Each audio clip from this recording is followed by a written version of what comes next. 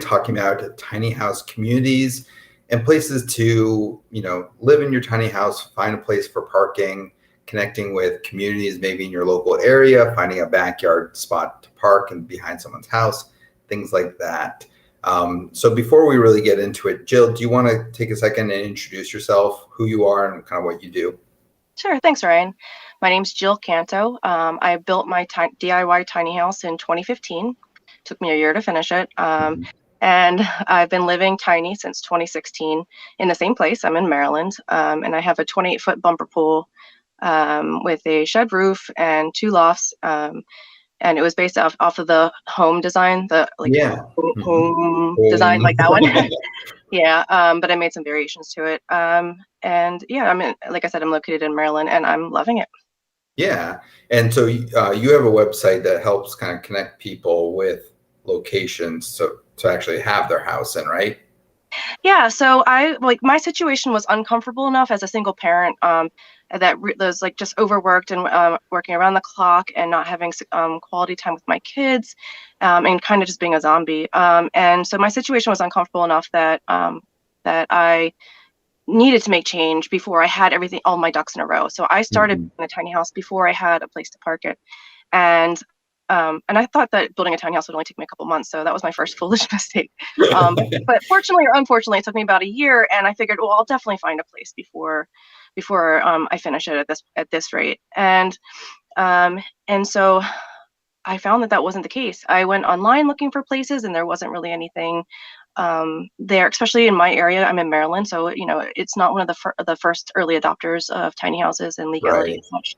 So that was definitely harder. And I would just kind of like any person that would hold my gaze long enough, I'd ask them if they knew about tiny houses and if I could park on their property, if they knew anybody else that would be open to something like that. And I finally found a place.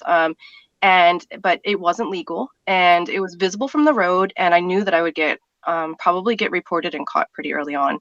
And having 2 children, that would be a really difficult situation to move and change school districts only to have to move again. So that was so I made but I was desperate because I was like financially I was in a really difficult situation before living tiny. That was one of my main catalysts. And so I really needed to secure a location. I made one last ditch effort, and I went around to every single like gas station and grocery store and anything that like where there was people that I could walk in, and I asked, and I looked at bulletin boards and everything. And somebody told me about nextdoor.com. I went there and I posted what my needs. And that same day I found the place that I currently live now. That's awesome. So it was really fortunate. But I had been to my background is intentional communities.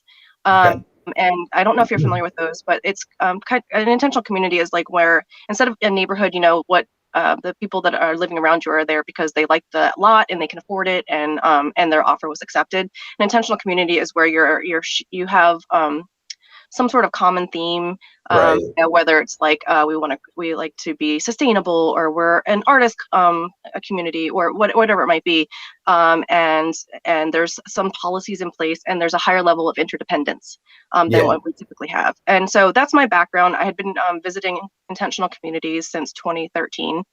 And I had visited a communities conference that they hold annually in Virginia, which is amazing, and I'd love to touch on that later. And so I knew, like, as awesome as the place that I have right now, and I really love it. I lucked out, and I'm on 6 acres. The family that lives here, it's on a farm. The family that lives here on the farm they're my family at this point. My kids and their kids get along wonderfully. They're best friends, and they're just very reasonable, kind people. So I really lucked out, but a lot of backyard parking situations might not be as fortunate. But as good as I have it here, like having seen intentional communities, I can see even how much better it can get.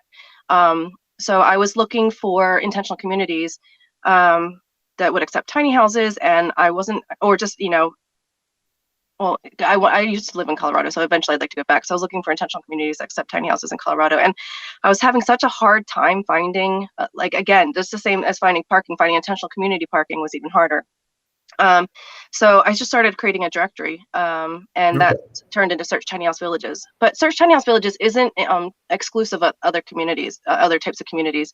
It'll allow backyard parking spots like mine, Mhm. intentional communities, RV friendly, tiny friendly RV parks and mobile home parks, tiny only communities, tiny house hotels. So those are all on there, and there's over 30 filters on there so that you can not have to do the legwork of reading about each community just to find that Right. one item that makes it like let's say they don't accept dogs and you find that 15 minutes into researching their community. Oh Well, yeah. that's 15 minutes wasted, so I've got filters on there so that you can be like accepts dogs, those types of things. Okay. Yeah, but that being Cool. said, it is a passion project, and so it's not like it's my formal job, so I can only put so much time into it. So not all the profiles are 100% updated, and some of them are profiles that I added and I reached out to, and I like sent an email asking the communities to update it. So those filters are only as strong as the data that supplies it. So I would Right. say be sparing with the filters. Pick your most important filter, like maybe location or pets or whatever it might be, and try one at a time. Okay. Yeah. So covered a lot of ground there. So I want to unpack some things. Yeah. So I think first off, your experience with kind of trying to find a place is pretty representative of a lot of people's and also mine. Um, Especially in mhm. 2015 and 2016. I think it's getting better. Yeah, yeah. I know when I first started, like you said, tiny houses, people had no idea what you meant, right? That was Um, part of the problem. I had to educate people. yeah, it was like it wasn't a thing. There wasn't a Netflix show or like anything like that. Um, and so that was one challenge that I think today we've kind of overcome at least there. And then there's also Appendix Q and like the tiny house like code initiatives. So like there's a lot of movement and progress being made. When I first started, very much like you, I had a place to build it, didn't know where I was going to live in it. I just knew that where I was building it, I wasn't going to be living in it. And I was able to find a piece of land through like a loose acquaintance, which now has become a friend. And it's worked out really well. I've been there for 8 years, almost Oh, nine you're one of years. the OGs. Yeah, yeah. So like, um, it it's worked out really well, but it's also a real challenge. And then what's interesting, like I don't have children or kids or anything like that. So like that's an interesting dynamic about you being a mother, having children, and having to deal with the school system. So could you just talk a little bit about that? Because I know we have parents who, are interested in tiny houses and kids, and I never thought about the school district thing. So how'd you kind of address that or approach that? Can you be more specific? Because Yeah, like like where were I live, you like I need to be in this school district, or were you just open to things? What kinds of things did you do uh, to kind of safeguard your ability to stay within a school district, if any? well, when where I lived while I was building the tiny house was a different school district than where I Okay. live. And I was in like the best school district. I only moved 8 minutes away, but I was in like the best school district where I lived while I was building it. So I did have to change school districts, but it was still to a very good school district. Okay. But I've one where I live, there's some level of legality where I am now. Mhm. So there's confidence in the fact that I won't have to uproot them again Yeah. at any point. So when I moved in, I knew that I would probably be capable of staying long term without having to change school districts. But I mean, the thing is though, if you are doing it illegally, that if the school district is large enough and you are in a crunch, your house is, if you have a tiny house on wheels, it's it is movable. So hopefully you can find a place within the deadline that they give you for moving within the same school district. But obviously it's a tough situation. There are a lot of people that do homeschooling just to avoid that entire area. Yeah. I wonder. So one of the strategies that I've done is I have a box, a post office box, but it's at a UPS store. So it's like a physical street address. It doesn't say PO box in the address. And that's been helpful with kind of things like getting my driver's license, like I'm not trying to misrepresent anything, but they're like, you can't use a PO box for your mailing address or your physical address or something like that. So I suppose that could be like a considerate, like if you were to have to move and you had an address that you controlled, would you have to change, or could you kind of like skate by on that and still bring your kids? Yeah, really, I'm not. I don't think I'm qualified to answer on that. Okay, that's fine. Yeah. I get my mail delivered straight to my house. Yeah. So that's not been something that I've ever had to encounter. I'm sure that if you really needed to get away around it, you could. But Yeah. probably would be like on the outskirts of legality. And so Yeah. I really don't want to comment on that. I don't want to advise I you get to do you. something illegal. I mean, do what you got to do, though. I mean, if you're in a tough situation. Yeah. So I think let's talk about some of the strategies or approaches that you took to find like this current plot that you're on now. I know you ultimately found someone through Nextdoor, but what were some of the other things you tried along the way before that point? I mean, I was on Facebook, Craigslist, Reddit.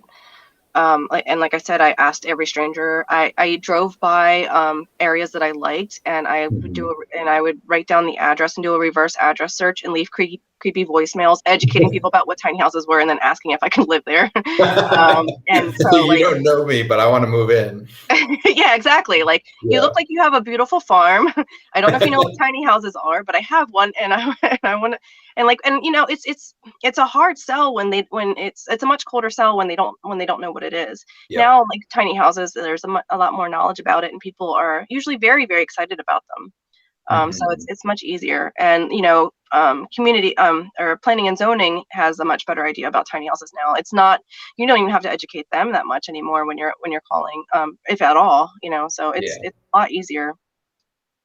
Now, like for example, I bought 14 acres in a part of Maryland where the tiny houses are 100% legal, and I can divide the property and create a tiny house community there. And that was the conversation that I had with planning and zoning, was pretty easy compared to, like, if you ever watch Living Tiny Legally Part 1 and Part 2 free on YouTube by Tiny House Expedition, these people are like having to go to great ends just to get the door opened to talk about tiny houses, and mine was painless, fairly painless. Yeah, so I live in a big city, or I guess technically like a mid-tier city, and it's very tightly controlled, the permitting process, zoning, building codes, and things like that. And we're kind of notorious, even nationwide, my city, as like a really difficult building department to work with. And just in all of my dealings, it's always been like an uphill battle with them for tiny houses stuff, and then also like other stuff that I've done in the past as well. But I think that's changing. Now, are you more city or more rural? Like, what's the kind of?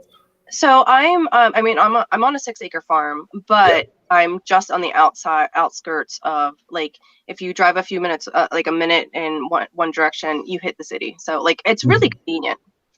Okay, cool. And when you were talking with people, what were some of the points that you were trying to, like, how'd you approach that conversation, I guess?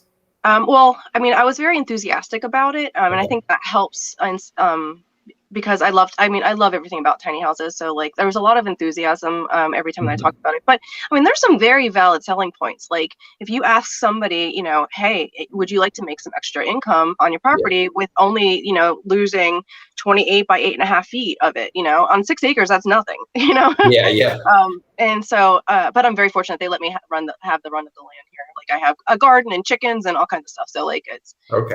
So I mean, that's the first selling point. Like, would you like extra income where you're doing almost nothing? And the other thing is, like, people are really lonely. Like, we live kind of like a very diluted village structure. Like, for example, my family all lives in different state from me. The only one that lives in the state. And I used to live in Colorado, and none of my family lived there, and I used to live in Florida. And at one point I had family there, but very, very briefly. It was almost always without family.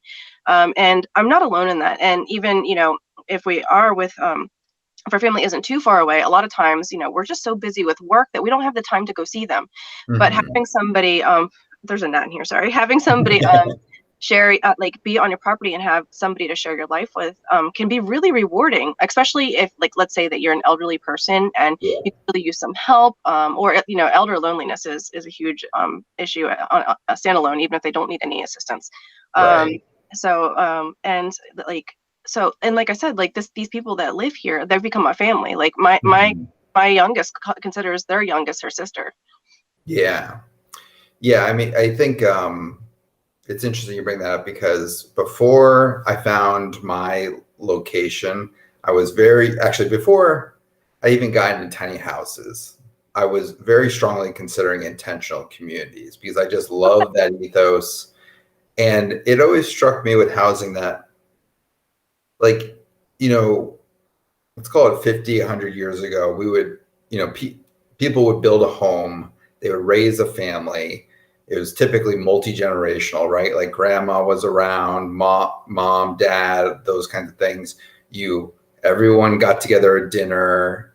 Usually you were on a plot of land, and then as the family grew, you'd slice off pieces, and the sons and daughters would have a house on the same acreage. So you were kind of had this little community. And as things have progressed, now like traditional homes, I think it's kind of sad because like we buy and sell them, they've suddenly become an asset, not like a home, Yeah. right? And it's because they're so expensive. I don't know what the average medium home price now is, but I'm sure it's pushing $300,000.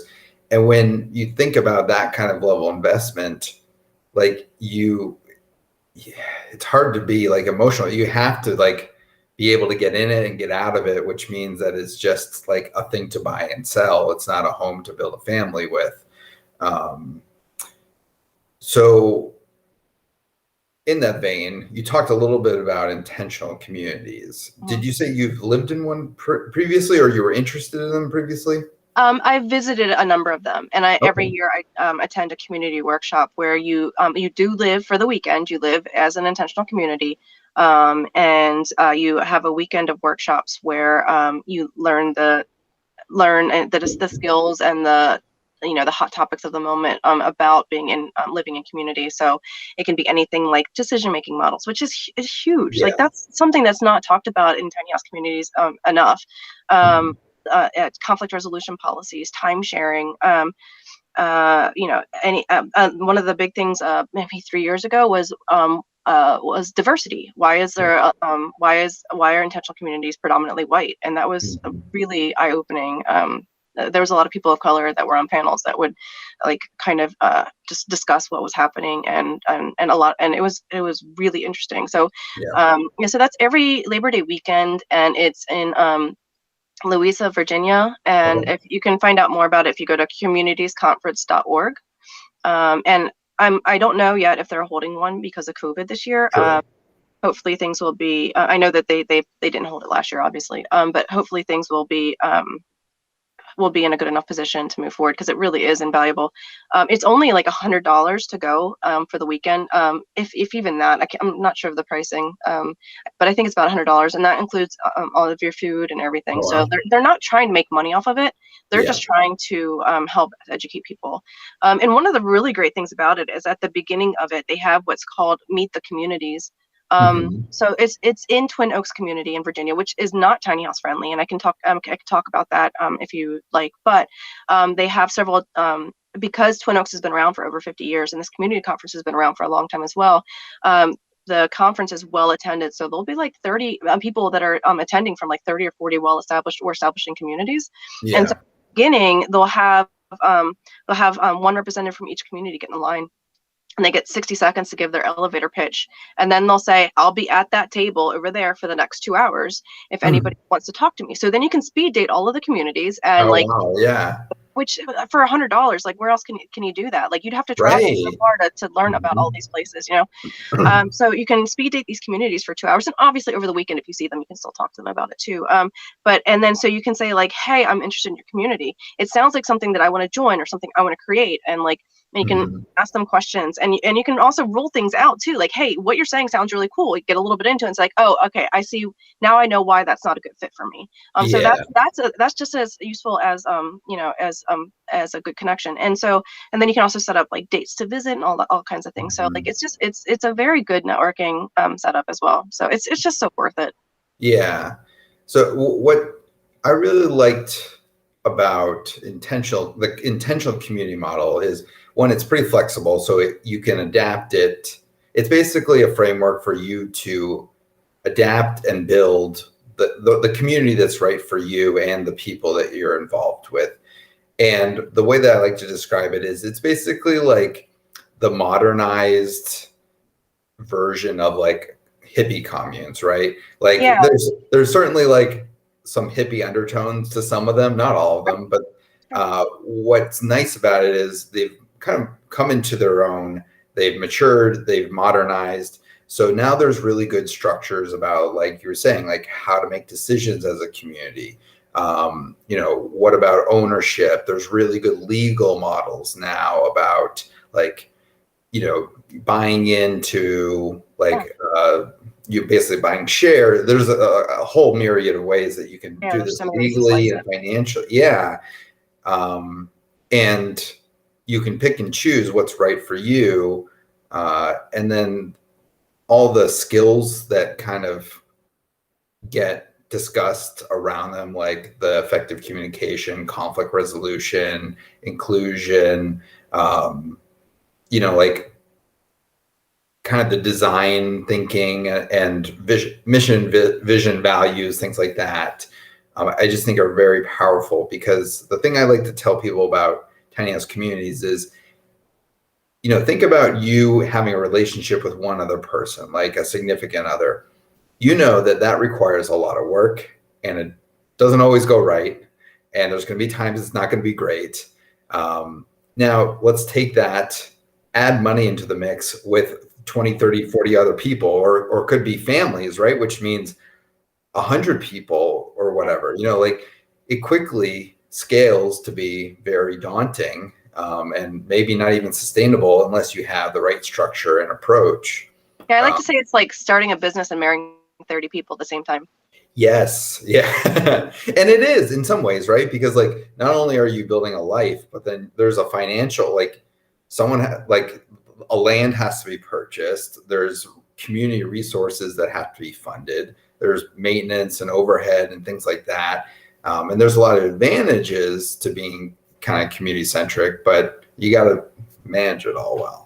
So, I mean, there's so many things you touched on there that I mean, like we could just talk for hours on that alone. But like, yeah. and this is like so silly, but like I just wanted to say like the hippie thing, like because I've asked people about that, and like one of my friends said, well, people will come in here and they'll be a little bit more mainstream, and then like as they start to like feel the benefits of like sharing your lives with one another, and like because we talk about how much sleep we need, how much diet we need, how much exercise we need, but we really don't talk much about how much community we need, because it is Yeah. an absolute like um and there's longevity studies about people who eat terribly, and cultures who eat terribly and smoke and drink and all that, but they live longer. They're like still in the blue zone because they have such a strong sense of community. Yeah. And it is crucial to our health in ways that Western society doesn't really address. But so they say once like they start having that benefit and like seeing people regularly all the time, they just like women will just stop wearing makeup as often or at all, and like Yeah. appearances are just a little bit less important, and like some of those things that like that we hold on to more, and like not living intentional community is like just doesn't become as important, and so then it can look like it's hippie, like because Yeah. and in some sense that is what being hippie is. You're just not, your priorities are a little bit shifted. So I mean that's definitely something that I find really interesting, that dynamic happens. And when I say marrying 30 people at the same time, like I don't want that to be a misnomer, or that might not be the best description for it, because I think that might scare people into thinking that it's such a interpersonal commitment. Yeah. And so that's probably not the best term, and it might not be the exact phrasing that I used before. It's been a long pandemic, so I don't remember exactly what I used to say. But that being said, like there's like some decision making models that where you can really be able to kind of like be vulnerable with one another, and have like close relationships that you wouldn't normally be able to Mhm. achieve in a traditional neighborhood. And it can be really beautiful. And but that being said, like, you can also choose to live in a community where there is a lower level of interdependence if something like Yeah. that isn't something that you're looking for. The beauty of intentional communities, or any community, is that, it's built by the people that, there's a core that starts it. And then, if there is, if the no, I guess it wouldn't be any community. Let me backtrack that a little bit. If it was Yeah. intentional communities, there's like a core group that starts it, and then the flavor is added by every new person that joins. So what it Mhm. is from 5 years from now might not be what it looked like 2 years, when it first started, because when you start with your core group and they have a vision, and then every person that they bring in, they're obviously like asking themselves, like, is this person going to strengthen the ship or sink it? And that's like part of the decision making for bringing them in. And if they kind of have somewhat of the same undertones that they're looking for, as far as like their overall theme for that threads the community together. And then but they're bringing their own perspective in, and so they're going to slightly alter the direction of the ship a little bit, and it could be in Mhm. some really great ways. So that's something to take into consideration when joining a community, is that like what it is right now and what it is in the future might be different, and you're going to add to that flavor. Yeah. And I think it's important for people to know that if they're considering maybe joining one of these communities or starting one, but specifically joining, there's typically like a member, Yeah. like it's usually an application. There's usually like kind of interviews. There's sometimes even like a trial period. I know some where it was like you had to come like 3 weekends within 3 months or something like that, and then after that you would actually like and this was a pretty hippie one, so mileage may vary on this, but you actually like they have like a guest house where you'd live in the guest house for 3 months, and then they would do like a review, and the whole community like approved or denied whether you were going to be come in, because of exactly what you said, like bringing in a new person changes the dynamic, and you want to make sure that alignment is really good. And I think people who are considering doing a tiny house community or becoming a part of one or starting one themselves need to really take that seriously, because one bad apple can really sink the ship, and one really great person can take it to new levels. So Yeah. it's a Yeah. mixed bag there. There's a great book called Creating Life Together by Dinah Leaf Christian. Okay. I think I said her last name right. And that is like the Bible for starting an intentional, Mm. tiny or otherwise. Like, it is so just chock full of good information. And it's an easy read too. It's not too laborious to get through it at all. So I think that's a great starting point for anybody that wants to go tiny. And in the membership process, you like in what you said to me, I've seen plenty of tiny house community, or plenty of intentional communities do. Yeah. And I think it's a fantastic idea. And they usually, I've seen it taken one step further, where they don't get to participate in the decision making model for a while because they're a probation Yeah. officer. So they can't, until they become acclimated to the rhythm and the flow of the community, they're not able to impact it with policy. Yeah. Yeah. That makes a lot of sense. Um, wow. So there's so much. I really need to do a whole post on just intentional communities, because it's a fascinating model. I think it's also um, an interesting one for people who want to live maybe small but not tiny, or tiny, but like there's a lot of intentional communities I've been to that had very small homes Hmm. that were very reasonable, and because there were shared resources within the community, they were also pretty affordable. Um, so yeah, Yeah, that I'd love to touch base on that if that's okay. go for it. So like one of the things that's so great about, like, so living tiny, it's fantastic. Like there's so many great things to talk about it, but you are in limited space. And Yeah. so you are like, like if let's say that my kitchen is small, and usually when you build a tiny house, you want to build it to like, let's say if I'm a big baker, and I'm not a big baker, but I'm just using this for example. If I'm a big baker, then I'm going to make the kitchen bigger, and then maybe have a smaller bathroom, or whatever it might be. Like, I'm going to emphasize my needs where my interests lie, and then decrease the space needs for where my interests don't lie. Mhm. But if you live in a community, then you can get the best of both worlds. So you can get the cost benefits and the communal living benefits, and then you can have shared resources and assets on site. So, like, if they have a communal building, Yeah. just like a clubhouse or something that has a large kitchen and a large eating area, and a game room, and maybe Mhm. a couple of guest rooms for when you have people coming from out of town, then Yep. you are getting the benefit. You're able to, like, have this life hack of living tiny, having a smaller carbon footprint, way cheaper cost of living, and not really giving anything. I mean, you're getting tons of stuff out of it, especially in a community setting, and also having all the benefits that you would normally have had before. So, like, when people say, like, oh, I could never live tiny, I think if they saw, like, a really really well done intentional tiny house community with all of the amenities there, I think Yeah. most people would probably change their mind. Yeah. I've thought about that a lot because there's been times where I've considered like doing one myself or something like that. And like, yeah, having a communal building, like you said, with a big kitchen, so like you could do group meals and things like that. Having a guest bedroom that could, you'd have just like a booking calendar, and Yeah. you share it among all the houses. I've also seen like community workshops, like like tools and things like that. Share things like, oh, we have a couple ladders that we just use. Yeah. We have a lawnmower that we share or something like that. You can have some pretty nice things. And I've seen some pretty tricked out, very nice looking, like community houses. Hmm. Yeah, That what the best part about that is that yeah, it's strengthening the community glue, because you're spending time together, and like, in community buildings and stuff, and so that just makes you be more invested in the people that you're living around. So it's a positive feedback loop. yeah. I used to run a co-working space, which is basically like a communal office of like people would join as members. And one of the things that we spent a lot of time on was designing things to make people intentionally like bump into each other. So like we actually had like these narrow constriction points where like if you had to get to one side or the other, you'd have to go through like one or two places, which means you'd have to kind of like see the people as they go by. Yeah. And we had a central little kitchenette and things like that.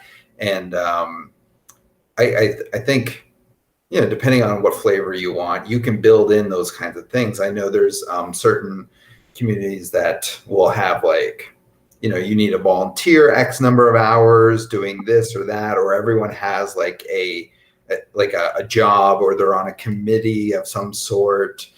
There's like almost like built in like community involvement that they've kind of formalized, and it's different for each one, and you got to choose if it's right for you. But yeah, I think that's an important part.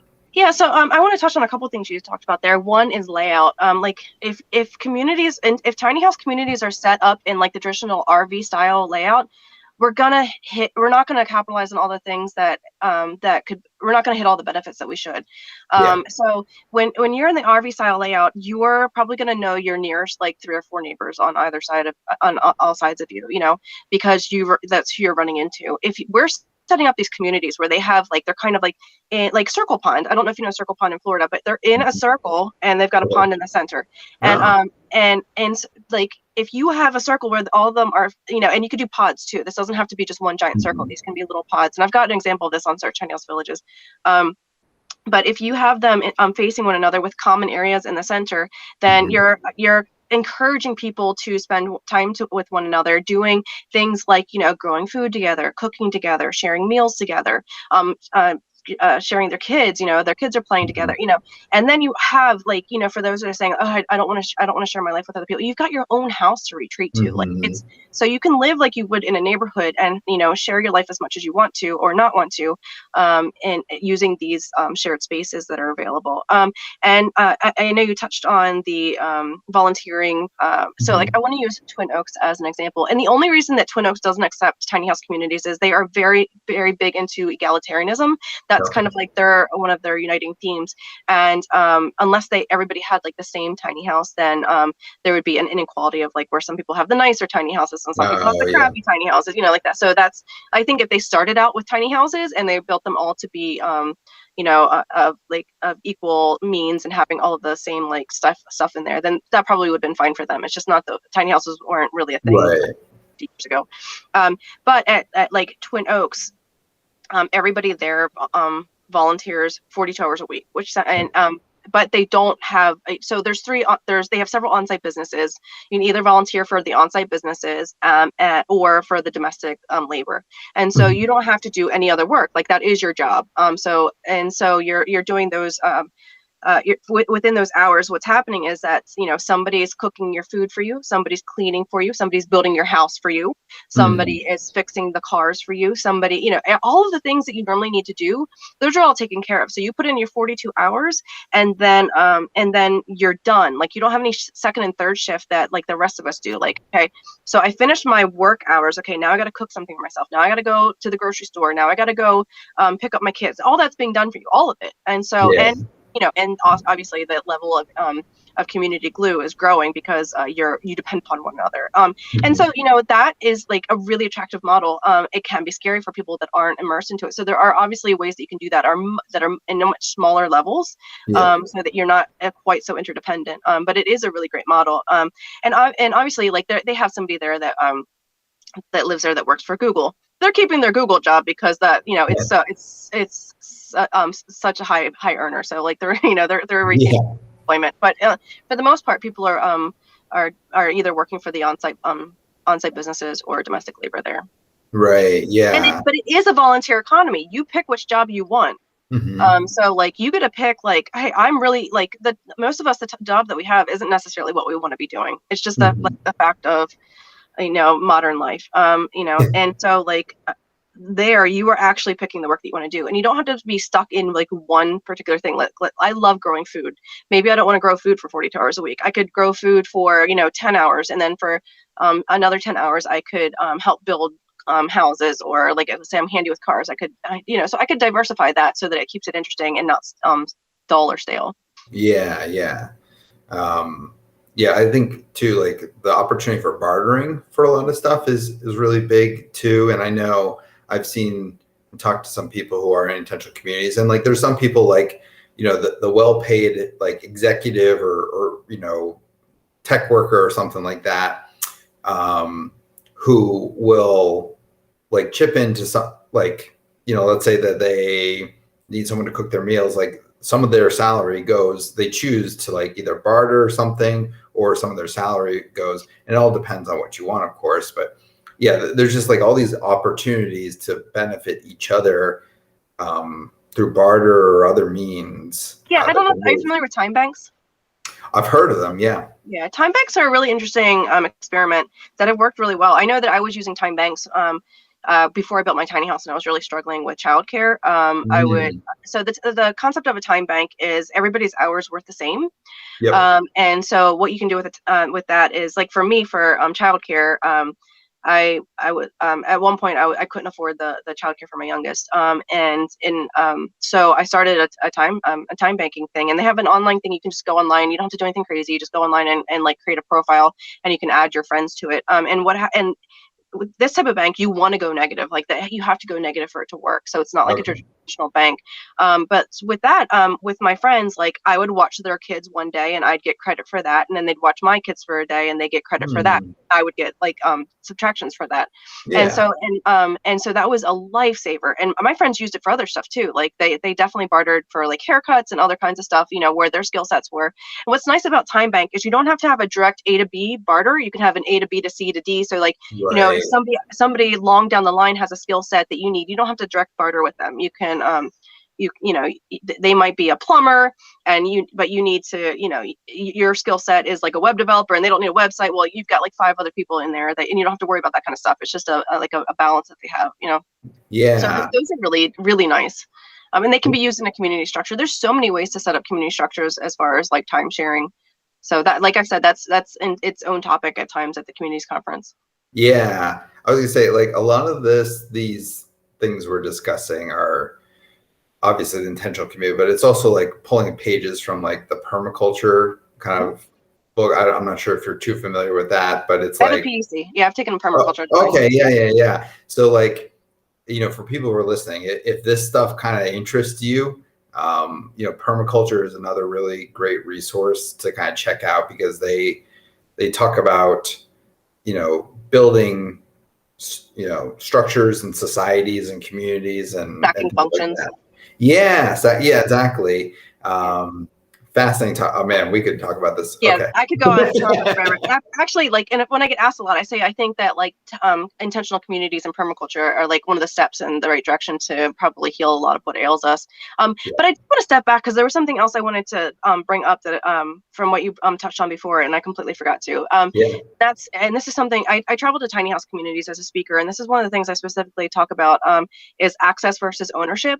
Because you mentioned like having shared resources and assets. Mm. And so like, our cars are usually dormant for the majority of the day. Our lawnmowers are usually dormant for the majority of the day. We have Mhm. so many, my tools are sitting like, because I accumulated a whole lot of tools building a tiny house. My Right. tools are all sitting dormant. So like, the question is, do I need access to my lawnmower all the time? Or ownership to my lawnmower all the time, or do I just need access for specific periods of time? And the answer is obviously like I just need access. Like unless I was running a landscaping company, there's almost no reason that I would need access to a lawnmower or ownership of a lawnmower all the time. And Right. so, like, if you like, and they say that the average household has 300,000 things in it, and that is just exhausting to me to even consider. Because I know, as like the Yeah. head of my house, like it's my job is to manage those 300,000 things, and that makes me not want to get out of bed.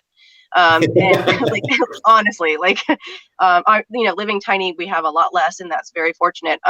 But if we have a communal pool of these things, like at Twin Oaks, they don't even try. Like it's not one of the unifying mission reasons to be together for being eco. I mean, it may have evolved to that, but it wasn't one of their Sure. underlying reasons to be eco-friendly. But one of the things about Twin Oaks that is great and terrible, depending on who you are, like they are very meticulous data trackers. I would be Wow. exhausted with that. But it makes them really good at being used resources for data, and so Okay. they even like have their trash weighed and everything, or maybe it was just for the period of this like study that they did, but they Sure. found that across the board they were about 80% lower like any type of pollutant. So Mhm. they had 80% less trash, like 78% less petroleum usage, and their carbon footprint, like electrical, all that was about 80% less across the board. And like if that, and I think that was like something that I don't remember what group it was, environmental group or Mhm. like Paris Accord or whatever, but they said that we need to hit about an 80% less Okay. carbon usage to be able to like avert crisis or something. And they do that with really not even like making that one of their missions. Right. Just by the point of sharing their assets is a huge part of that. Mhm. Yeah. So something that comes up to me, like, have you ever heard the phrase like the tragedy of the commons? Sure. Yeah. Yeah. So like, we're, if you don't have a good answer to this, I'm just throwing this out here, thinking out the top of my head, but like, so for those listening, like the tragedy of commons is basically like common use items, things, places, whatever, because they're not owned and managed or taken care of by a single person, that there's no response, like it's difficult to have responsibility for them unless everyone takes responsibility for them. And you know this, you go to a park and you find trash down, but you would never throw trash in your backyard, right? So any thoughts on like how to manage it, especially in like a tiny house community? Yeah, sure. Like, I mean, Twin Oaks is an example. At Twin Oaks, there are 450 acres. They've got 90 adults and 15 kids, depending. That was the last one I checked in. And so part of what their jobs are, their 42 hours, is somebody is managing the car fleet. Like nobody there Okay. owns their own car. But they have, I think, I'm going to butcher this because I used to know, but I think they've got somewhere northwards of like 20 cars, Okay. including like big transit, like Ford Transit buses, Right. or vans. I guess they're vans. And like and like electric vehicles and such. So they've got somebody there to manage, to manage that. Like that's somebody's job, and they have a board there where people go in and or they put like when they if they think that they're going to need a car. And keep in mind though, there's very few times that you're even going to need a car, but obviously. Right. Car, but because somebody's doing all your grocery shopping for you and all of that and all your personal shopping, all that, like all that's being done. So needing a car is usually like, I want to go, they live near Charlottesville. So it's like, I would just want to go in the city and shop or visit or whatever it might be. It's not just like, oh, I need to go pick up my kids or anything. Cause you're only going to need it for mostly, pleasure purposes. Yeah. And so, but they have, there's like 90 adults and 20 cars, and which I think is a fantastic ratio. That seems very generous to me. And like my friend who has lived there, he's lived there for, I think, 20 years. He said he's only had to ever wait for a car once, and it was like 30 minutes. So for the car he wanted, not just a car, the car he wanted once. Yeah. So today's an age. I mean, if a real pinch, get an Uber, rent a car. I mean, it's like, why keep a car for that one outlier kind of event when you don't need to? Yeah, but so I mean, they have somebody there that it's their job to manage the fleet. So that's definitely one of the things there. But if you're living in a community, and I keep saying community glue, but I really want to stress how important that is. Like you become invested in these people, and so you care about them. So like doing something that's going to be harmful to them is important to you. So when you're leaving trash at a park, I mean, obviously, I hope neither. I'm sure you don't. Right. I don't leave trash at a park. But if you are somebody who leaves trash at a park, you're not really invested in the people that's going to impact in a community. Because they're not like your immediate family, but they're not neighbors. They're like an extended family, and you care about them. Yeah, it's not like that lady. It's Mary, right? Yeah. And Mary's kids, and I had dinner with Mary last week, and that kind of thing. So there's like, I think because there's a familiarity, there's a bit built-in empathy with it.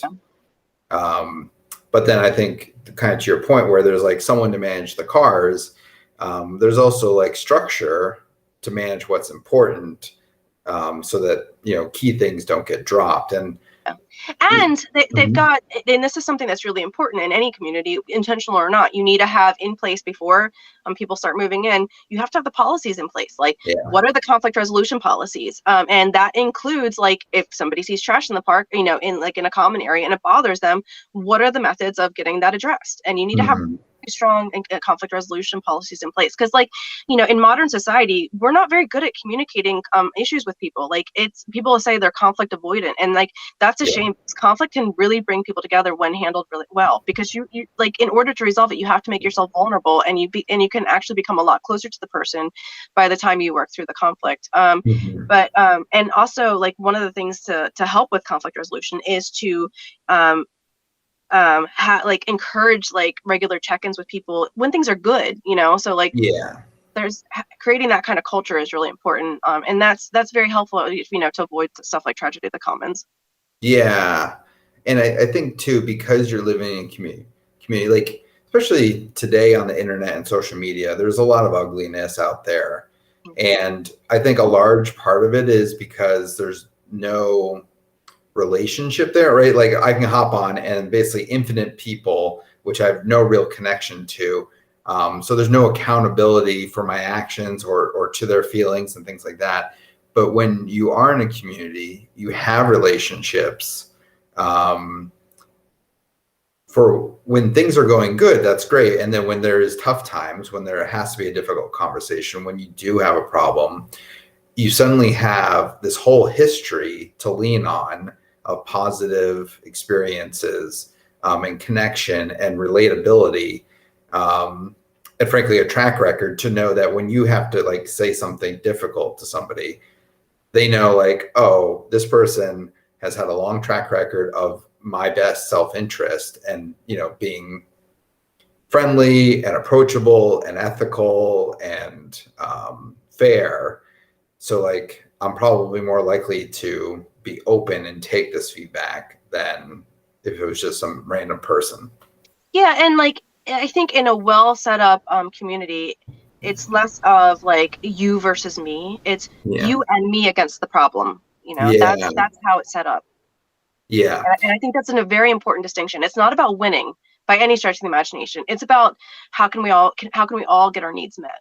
Right. And that's a big distinction between like a traditional neighborhood that gets thrown up by a developer and an intentional community, tiny house or otherwise, right? It's like we've all rallied around a vision and a goal and a direction, and that orients us. Whereas if you just bought a house because it was in your price range and in your school district, and it was 2.5 baths with granite countertop, like you don't have any other than like you're probably in the same price bracket as everyone else. There's no commonality to it whatsoever.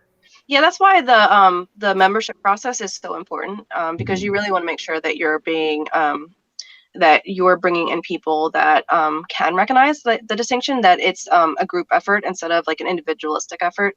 And there's definitely something to be said for well, let me back up. I do include all types of tiny house communities on the website, but I have a bunch of blogs on there.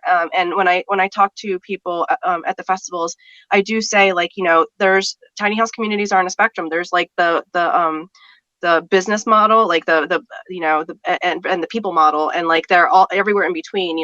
But when a developer's creating a community, their bottom line is to make money. Presumably, if you ask any developer, that's probably why they're doing it. But when people are creating an intentional tiny house community, they're doing it because they want people to be happy. That's their bottom line. The people's happiness and contentness and quality of life is their bottom line. So completely different metrics there to go off of. So if you look at when you're starting a business, you have the mission statement, and you always fall back on the mission statement. And for a developer, it's to make money. The mission statement, the community is for everybody's needs to be met, and that's huge. Yeah. So let's talk a little bit about, let's say that someone wants to live tiny. Maybe they haven't built their tiny house. They're soon to be building. They'd like to live in community. But there is no community in their area. One of the advice I tell people is if it doesn't exist, be the person to create it. So what are your thoughts on okay, we're in that scenario. What might someone start that process? Did you say to create a tiny house or community in general, or an intentional? Tiny house community. Okay. Intentional or otherwise, but we'll stick with tiny house community. Okay. Yeah. I mean, there's so I think this is a huge topic, and so I'm just gonna touch on the basics of it, and point you to places that could be helpful for you.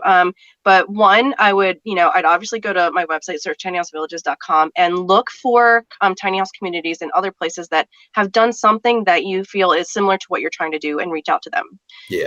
I think, I not trying to reinvent the wheel is going to be the best choice probably anytime that you've got the option to consult somebody who's already done the legwork for you.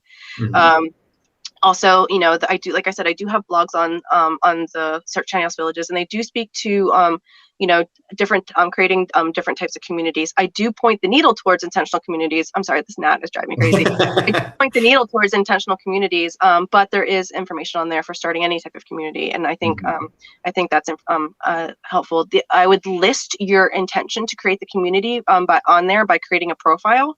And there's a few things that you can do with that. One of the options when you're filling out your profile, it says what stage is your community at, and it can be forming, under construction, or completed. So if you're just forming, it's still great to list it on there. And even if you don't know if you're going to actually do it, I still urge people to list it. And the reason why is you can put on there are you accepting members, and one of the options is waitlist. And so people can reach out to you, and you can gauge the interest of people around you to see if anybody wants to help or anything like that. And I've had people list communities as forming and been reached out by people and saying hey, I'm interested in being a financial investor. So you have that type of information, that type of networking going as well. So I would encourage listing it on there. I would also, there's Tiny House Industry Association. It might be Tiny Home Industry Association. I butcher that all the time. But I call it THEA. I mean, that's the easiest way to say it. I would to become a member there. If you're a business, it's 100, and if you're just an individual, it's 25. The reason I encourage joining is because Dan Fitzpatrick, who is the godfather of getting tiny houses legalized, is I think he's the president. I think that's his title, and he is currently creating and has created some really great webinars and about this very topic. So he is somebody who has in his life been both a developer and developed, like, I don't want to put numbers in his mouth, but I think like hundreds of places. And he was also a city manager. So he's done both sides of the coin. And so like just a quick background on him, like tiny houses became legalized in Fresno, California in 24 hours because of him. Like he walked into his friend at California Tiny Homes and said, "Oh, this is cool." Like this guy used to like build like work on his like bathroom or something, or housework, not housework, construction work on his house. And he walked by his shop and saw that he was building a tiny house, and he was like, "Oh, this is cool." And he said, he's like, "Yeah, too bad they're not legal here." He's like, "Really? Why?" And he's like, "Yep, this zoning." He's like, "Hold that thought." And he went and he talked to the people and got it legalized so fast because he knows the ins and the outs of being both sides of the coin.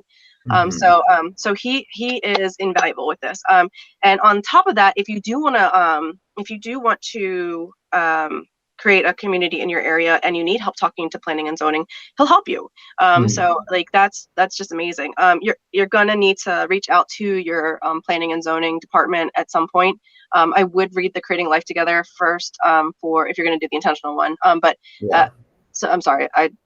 You're going to have to reach out to your planning and zoning. I would recommend watching Living Tiny Legally Part 1 and Part 2 first to get an idea, and watch the webinars from Dan. The webinars from Dan are probably more specific towards it.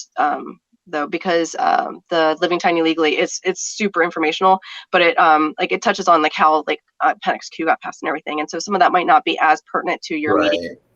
So it's still a good watch. And I'd consider going to the communities conference to see if that type of community is a good fit for what you're trying to emulate. Yeah. One thing I also suggest people to is there's a great website called meetup.com. Yeah. And it's basically where you start a group, and you don't have to be the expert. In fact, it's fine that you're just there to kind of facilitate things. But I know I've done this in the past for different things of like interests that I've had, and you basically just rally people who are interested in a thing. And I've actually done this with intentional communities before. We were trying to form one. Yeah, I tried one too. They're hard. Yeah, it's tricky. But it was really useful to connect with local people and have a dialogue about it. So yeah, again, if it doesn't exist in your area, like you said, learn from other people. You're going to step into a community. Like if you tour it or you talk with them, you're going to quickly learn like, oh, these aspects are for me. This really resonates. This isn't quite right for the vision that I have. And you'll be able to kind of take bits and pieces to kind of form what your vision is, and then connect, like start whatever the thing is locally, and hopefully find some sort of mentorship doing that, by reaching out to the other people. There was something else I wanted to touch on that though. It's slipped my mind at the moment though. That's fine. So we're coming up on time here, but to kind of like close this out, you want to tell people where they can find you if they want to know more about you or connect? Sure. Again, my website is searchtinyhousevillages.com. I have been in the behind the scenes working on upgrading that site to include a ton more functionality and to expand beyond the tiny house community's scope, so that it's something that serves the entire tiny house movement, and not from again, like when I talk about bottom line, the business, like make money or people happy. The bottom line of the website is to make people happy and meet their needs. So everything that I put into the roadmap for the expansion is like, how can I enable people within the tiny house movement to meet their goals and do the things that they want to do, and make the site be able to support itself so that I can put my full-time effort into it instead of it just being a passion project. So I would love if anybody wants to help volunteer with that. If they want to put any time into that, you can reach out to me at info@searchtinyhousevillages.com. I've got a number, I'm going to butcher it, but it's 888-GRO-TINY. I think that's 476-8469. And what was the last part? Oh, and I've got a Facebook page, so at searchtinyhousevillages.com, and a very unused Instagram page. I don't, like I said, it's like amount of time I can put into it. So right, yeah, you gotta pick and choose, and you're trying to like do your day job and your this side project, of course. Kids and grow food and chickens. Yeah. Yeah. The fact that you do all this and have kids is just amazing to me. So I have bags under my eyes. Well, Jill, I really appreciate the time. And thank you for sharing kind of your wisdom. And we'll make sure to include info to where people can find you as well. Yeah, thanks so much for having me, Ryan. I really enjoyed it. Thank you. All right, guys, take care. Bye.